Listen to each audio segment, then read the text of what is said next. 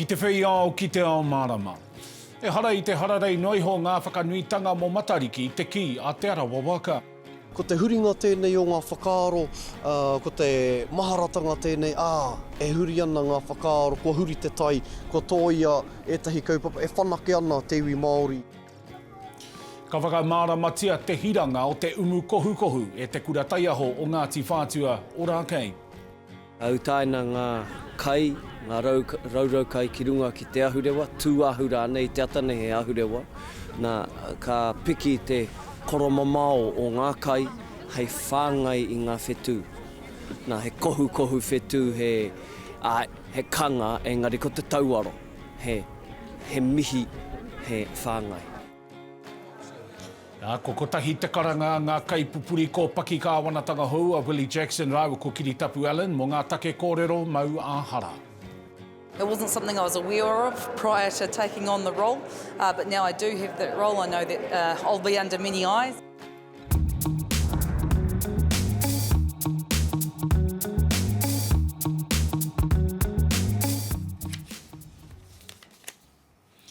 Kai a kurauranga tira mā tēnā kūtau katoa. I tā Te Arawa, Ehara I te mea ko te rā hararei tuatahi o Matariki hei te praere nei I te hararei noa. Engari he wā hei whakawhanake, he wā hoki hei aki te reo Māori, tikanga me te ahurea Māori. No te ata hāpara nei e ruarau uri o tamate kapua I whakaeke atu ki te tihi o kurei ki make tū, ki te whakamānawa I a Matariki.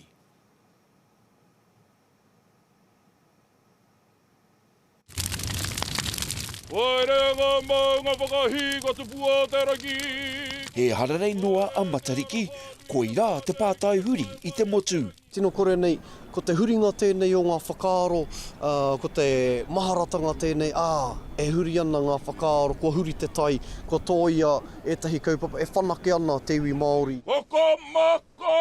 Ko Stephen Te Moni, tētahi o ngā pau āwhina o te wāhanga hautapu, kua tino tangata whenua ia ki a Matariki no tōna tamarikitanga. E tika ana, noku e tamariki ana, ko whakanui e mata ngā ahuatanga o Matariki. Ko te pai ngātu kai te whiwhi te tehi rā hararei, e whai wāhi ai tātou ki te whakatā. Ki te ata whakaaro I ngā āhuatanga o te tau kohuri, ki te ata whakaritirite I ngā āhuatanga mo te tau kaimue I a tātou anō hoki. I te tau 2022, I pute te whakatau a te Premier Jacinda Ardern, ka tū a Matariki he rā hararei mo te motu. Tino koa ana te ngākau.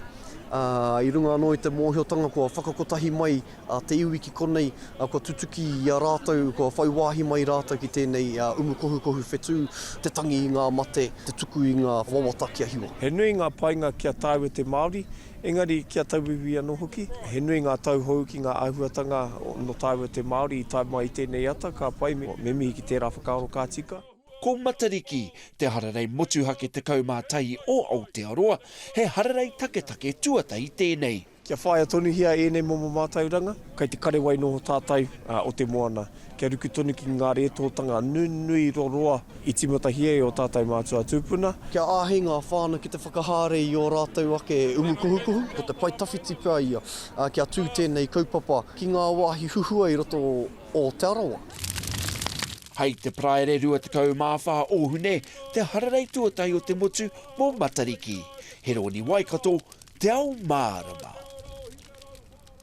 I te tākiritanga mai o te ata I pōhiritia tūmata nui mai e Ngāti Whātua Ōrākei ki runga o takaparawhau mo te Umu Kohukohu whetū. Ai whakanui te mātahi o te tauhou Māori. Ko tā te Umu Kohukohu whetū he whāngai I a Matariki ki te kai. I tai atu tō mātou karere a Mārena Mane. Eki ai te kōrero, hikoi a te whetū, hikoi a te marama. He tikanga tuku iho ko tahutahu I ngā tau, ko hikaia mai anō. Ka pai te Umu Kohukohu whetū, nā he umu, he hāngi, ka huraina mai, ka autaina ngā kai, ngā raurau kai ki runga ki te ahurewa, tūahu rānei te atane he ahurewa, nā ka piki te koromamao o ngā kai, hei whāngai I ngā whetū.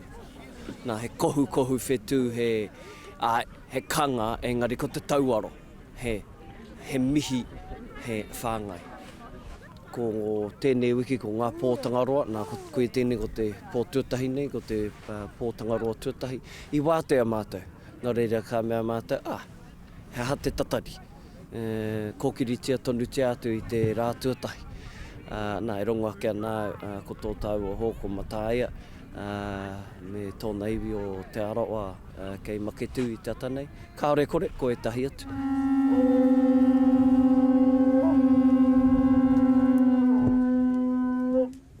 Ko te hunga, ko te apunga, ko te kuneiti, ko te kunerahi, ko te pāpā kunau. He pai karanga mana nei, hei whakatau I te tauhou Māori. Tanga mai o Te Ao Mārama!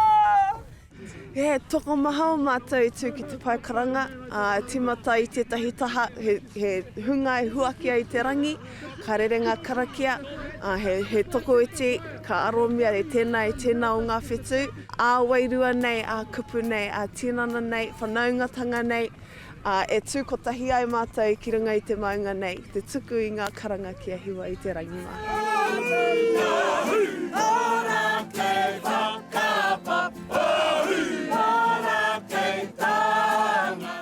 Manawatia a Matariki. Mārena mane Te Ao Mārama. Kātahi anō kātau ngā waiwai o ngā minita hou o te kāwanatanga Willie Jackson, rāua ko Kiritapu Allen, ki o rāua tūranga hou. I te panonitanga o ngā tūnga minita. Nā ko tā rāua mahi e whakarite ngā whāinga o rāua kōpaki minita. Heo e no ko te kōrero maua hara tonu te mea e tūhono nei a rāua. Kai a whatitiri te wake ngā whakamahuki.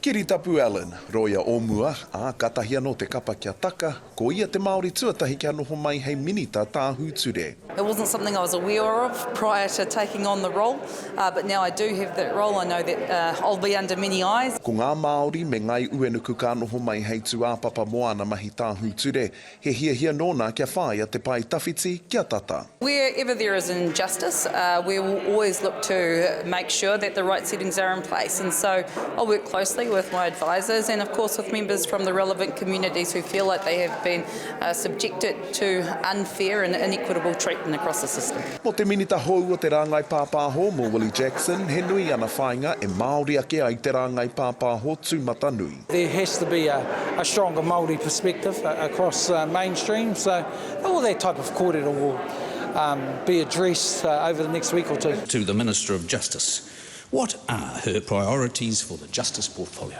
Mr. Speaker. Honourable Kuratapu Allen. Ia rātau e whakatakoto ana I ngā whainga matua mo te taha ki te kōrero mau āhara, pai papori nei, tūmata nui noki, e whangāna rāua kia whakatikahia. And we are committed to working harder and smarter. He nui o rāua mā haraharatanga mo ngā pikitia kua waihangatia kua hora I te ipurangi, ko tō rāua hua mahi ana nai a mahuta kei te ia o aua paki waituhi, ko te whakaiti tōna moko kauai me tōna tinana noki. Shocking the way Nanaia has been singled out, and some of those cartoonists really need to look at themselves.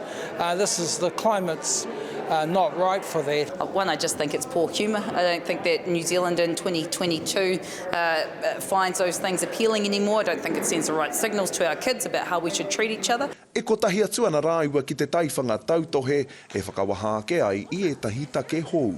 Whatitiri te wake, Te Ao Mārama. Kia whakatātātau mo te wāpoto kaitua ke tonu, ka whakawhiti mata o rātu tātau ki te whakāturanga tuatahi o te kīngi raiona. Kia ora, ko Anipiki Tuari taku ingoa no te tairawhiti whānui, ko au te reo o Shenzi. Ko koe te mō kaitapu. E koe, nā te kīngi au I tou ei tautau. Nā reira, ko koe. Tō rangatira. Moe o koe ka hatia te rangatira haere poka noa.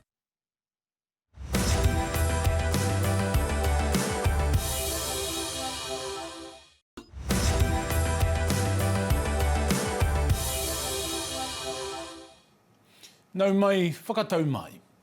E ono mano ngā tāngata kua whakamohiotia e te manatu hauora I he te whakatau I Pākehā I rātau e te kowhiori te kaumaiwa nā te he o te rorohiko I pērā ai.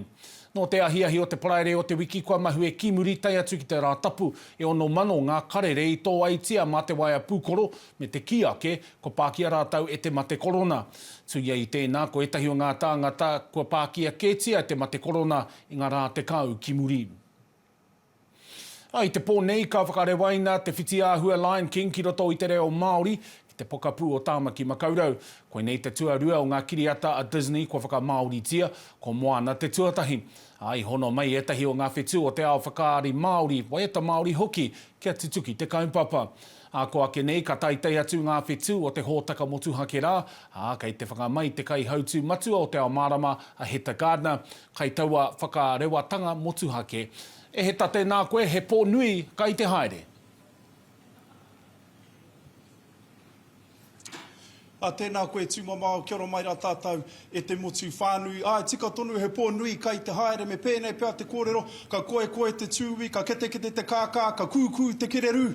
Hei te pōnei, ka rārā te raiona. Rā ko te raiona reo Māori tāku e kōrero nei e te iwi tēnei kaupapa whakahirahira, ka hura nei I tēnei pō. Kia mōhio tātou ko tēnei kaupapa Ehara I te mea, ka tuku noa I te kaupapa Ehara I te mea he mahi kaiprawa noa engari ke he āta kapo I ngā mātanga o te reo Māori, ki te taha reo Māori, ki te taha whakaari Māori, ki te taha waiata Māori hoki a rā ko Pānia Papa rā ko Quentin Hita, wera e āta whakarite ana I tō tātou reo a rā ko Pere Wihongi, ko Rob Ruha I arohana ki te taha waiata, me ko wētahi o ngā tino kai whakaari o te ao Māori, kei tōku taha I tēnei wāno. Reira, ki te tiro ake tātou, ki wētahi o ngā manuhiri I tēnei pō, ko Tuiri, Waititi, tērā tētahi o ngā kaiwhakahaere matua o tēnei kaupapa, Anipiki Tuari, ko tērā, te reo o Shenzi, ara ko Arihia Cassidy, ko Nāla Pakike, tēnā koutou. Kia ora.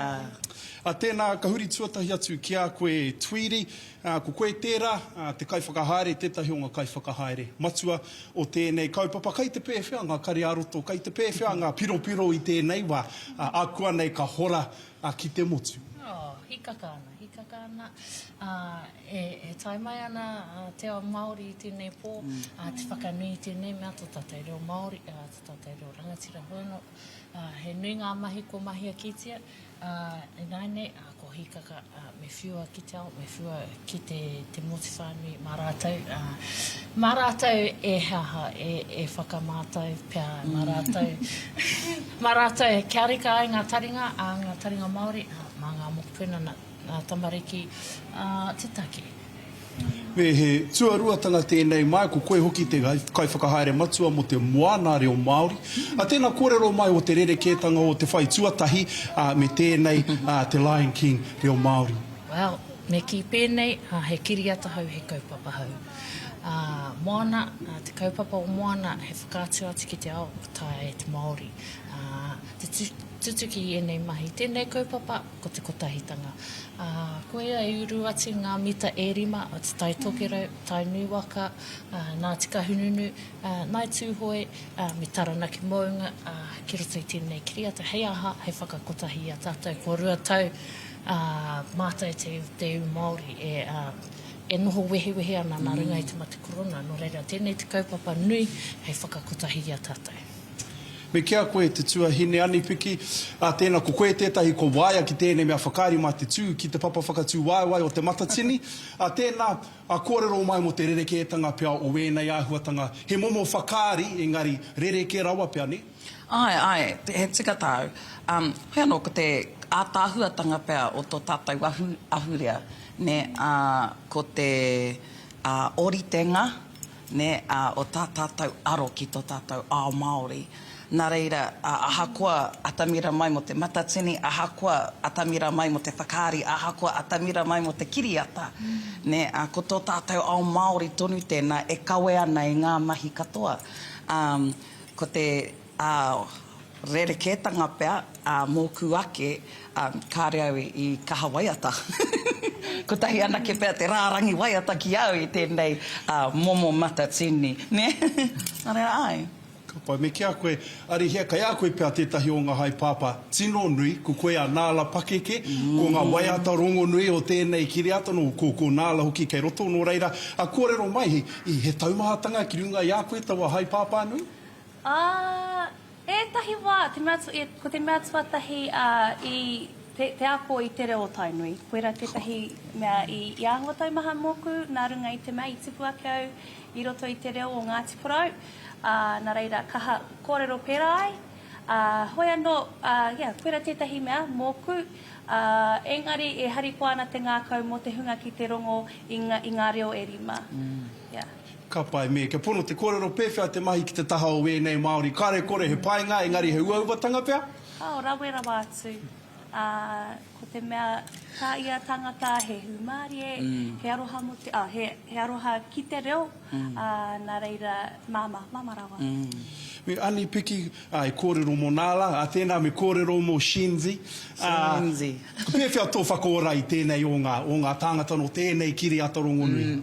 Nā, I tino Waimaria, nā te mea ko te iwi o Shinzi ko Ngāti Kahungunu. Ana he uri tēnei nā Ngāti Kahungunu.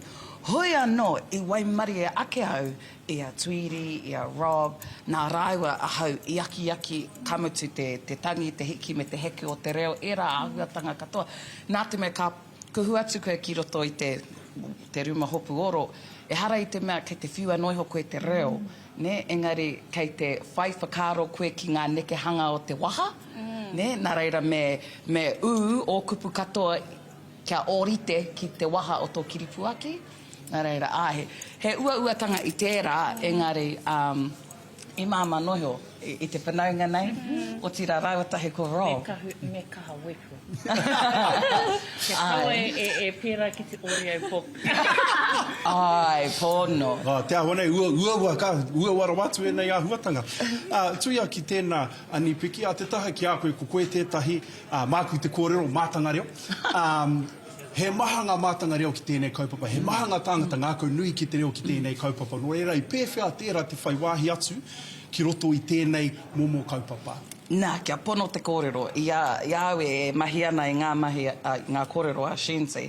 Tērā, te nuinga o te waitukaro, kei te mohi ki te kōrero Māori. Ne, nā te ua o ngā mahi, ne? Ehara i te mea ua kino nei, engari, he rere ke. Nā, e he kene ngā wai, me mea tai kare te mohi ki te kōrero Māori, kas, mō taku he. Me tāna kau, anei pia, i tino rongo, a tinana, a wairua, a reo nei, i te reo te kāinga. Ana, koe, me ua kā rāngona tēnā i e nei rānei. Ana, kamutu, i tino rongo hoki a hau, ko taku arero kāri i waia, ki te reo te kāinga. Nā reira he akoranga pai tēnā, mōku ake. Ka pai, ko tētai āhuatanga i rata ki ai rungo au i te whēnei me te whēnā no tainui, ma me taku whakaro, rawa i te whakawehewehe, mita, rawa ki au. Tēnā, Tuiri, he maha ngā tāngata i te ata whakaro ake me i te kite, i te hāngaitanga o tēnei kaupapa ki te iwi Māori aha kua ai he kararehe he rai o nā engari. Tēnei momo pūrākau Awherika, tēnei momo pūrākau kōrero Taiaho. Tēnā whakamārama mai hia hai whakaro hia ko tēnei pūrākau, hei pūrākau mo te kaupapa. Kia nei me whakamāori i te ao. Me kaua a Māori e noho ki te pauaka iti nei. Me whānui a ki te whakaaro, me whānui a ki te reo. Ana, tuia ki te ao, tuia ki te rangi, tuia no reira. Kia nei kare he aha mo te pauaka paku. Ka pai, tēnā hei pātai whakamutunga i mua i tō tātou taku tuku i a kōtau ki te pōnui kai te haere. Koe nei tētahi te tuarua, engari he tuatoru kē kai te mata o ngā whakaaro ne Tuiri, tēnā kōrero mai ngā āhuatanga ka taia e koe te kōrero mai a pāna ki te kaupapa Frozen kai te haere ake nei. Well, he tuatoru a Frozen nei, nā wai, he tuawha, he tuarima, tāno ki te kotahirau. Me kaua tātou mutu e konei. Engari, ko tīmata kētia ngā mahi mo Frozen, kare roa ka peka atu ki roto i te whare rikoata, ana tīmata anō ngā mahi. No reira, he paku whakatāte nei mo te pōnoiho, ka taika uru atu ki ngā mahi mo Frozen.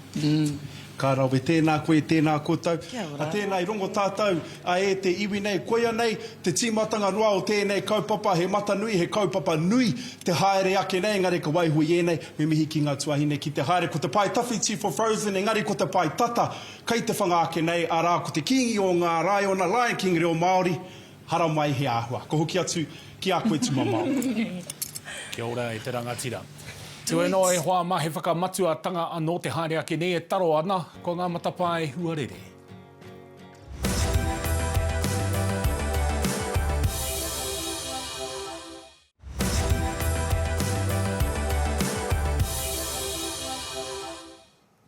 Kai aku nui, kai aku rahi tēnā koutou katoa. I tēnei wā hoa makia te tiro atu tātou ki ngā matapai huarere o te wā. Tāmaki makaurau he rangi pai huarere ka kapua te rangi hei te kākarauritanga o te rā. Ki te rotorua nui a kahu he rangi pai he kapua i te ata. Ki tūranga nui a kiwa he rangi ka puapua he tua ua ka mahea i te ahiahi. Ki te whakanui a tara he rangi ko maru me te ua ka heke i te ata. Whakatū he rangi pai he ata hauhunga o tautahi he wāhi tōna ka kapia e te tō mairangi. A kāti, koina tā te ao e pupuru nei mo te whānuitanga o a mātou kaupapa, toro atu ki te taupanga Te Ao Māori, tirohia hoki tā mātou whārangi pukamata. Tēnei te ke te kōrero a turoa te one tū a paitahi ka tau, ki raro nei e, Māori ora.